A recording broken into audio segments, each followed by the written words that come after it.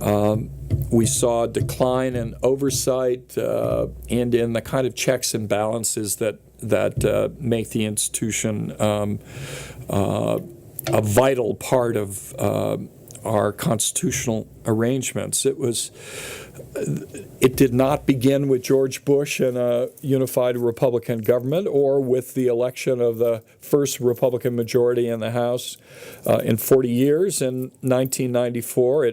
There's evidence of it in the waning years of the Democratic control of the House over those 4 decades. So it's not specific to one party, but the ingredients all came together in the Bush years, especially in the first term, in ways that deprived him of the kind of aggressive engagement that might have saved him from some of his policy victories and ultimate political decline. So the question becomes, well, what now under this new arrangement? What are the signs of these institutions working better? Is it all the same?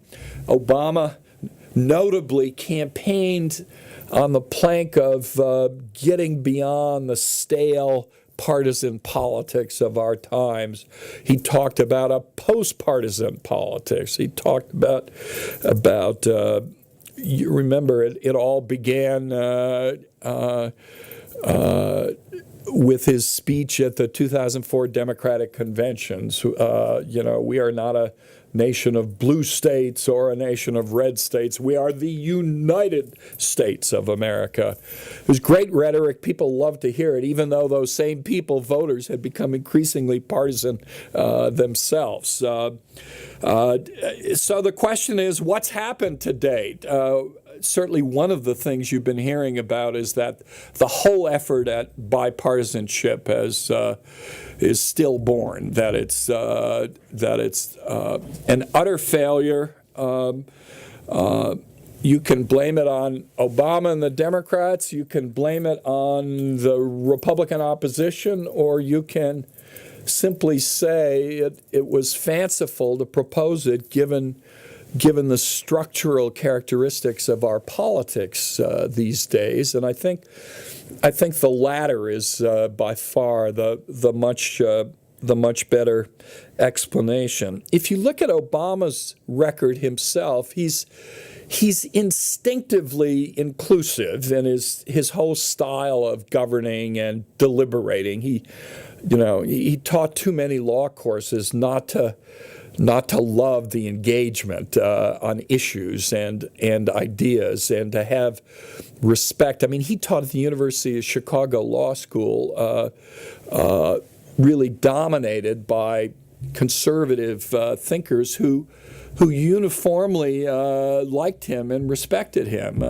He took them seriously, and vice versa. So his record to date, as far as overtures and rhetoric, is quite impressive in this regard. He has met individually with more Republican members of Congress than George Bush had personal meetings with Democratic and Republican members throughout his 8 years in office. I mean, Bush didn't really like that part of the job, didn't have much use for Congress. Dick Cheney had even less. They really had a sense of the second branch of government, the driver, especially in times of peril for our national security. But at times, Republicans have been stunned. Some have reported that they received phone calls, not leaders, backbench Republicans from the president, and they were told it's President Obama on the line. They said, "Oh, come on, it's some journalist laying a trap for me," and they wouldn't take the call. You had to have someone call back, get through, and say, "No, really, it's me. I want to talk about this." He's been up on the Hill and addressed them in their respective party caucuses in the House and the Senate. He's had them up to the Hill on a regular basis for serious meetings. It's said that with his stimulus bill that he basically deferred to the Democratic leadership, who wrote their own bill, which was dramatically different from his design, and cut the Republicans out. In reality, it was a different story. Initial discussions with the Republicans led to a larger tax-cutting proponent, a smaller spending component. There were initially quite serious efforts to have them be a part of it. You could imagine, after two successive landslide elections facing a severe global financial and economic crisis, that there would be a sense of, gee, we better kind of participate in this, you know. We're all Keynesians in a sense, at least, that when you face a severe decline in aggregate demand, you have to use government to substitute for it. But in the end, they were making demands that were completely counter to what he had in mind doing, and so those negotiations ended, and it was put together by the Democrats, but the bill actually followed very closely the design he had.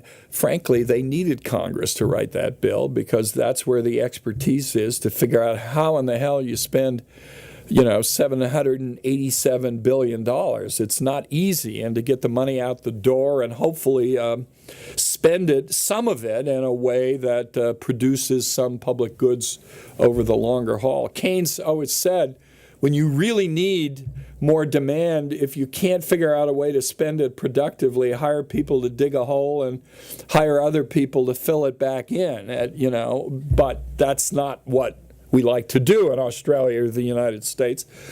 They were forced, because of press criticism, take out one of my favorite elements of the stimulus. I thought it was perfect. It was for reseating the National Mall. Did you all hear about that? I mean, there were about 1.5 million people at the inauguration, and the mall just got devastated. The grass largely destroyed. This whole area is filled with national monuments. It's a place that every American coming to Washington visits.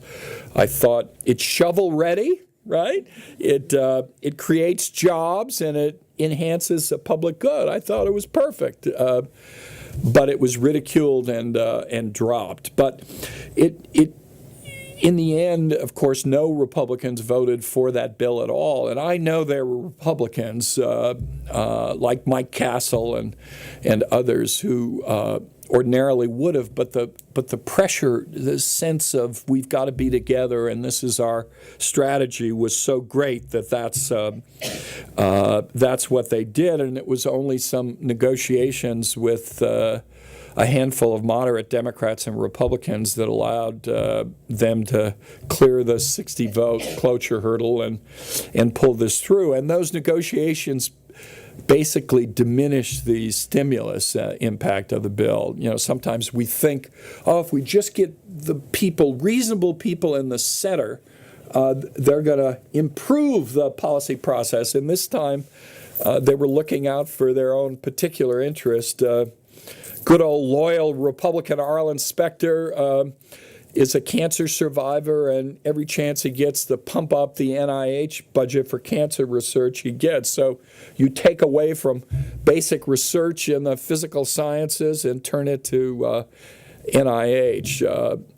Susan Collins had some favorites, including cutting back on funding that's especially critical in the face of public health threats, including maybe even swine flu pandemics. It wasn't a pretty sight, but it got down, and it just showed the extent to which this was really, really going to be difficult. So the results thus far have been truly meager.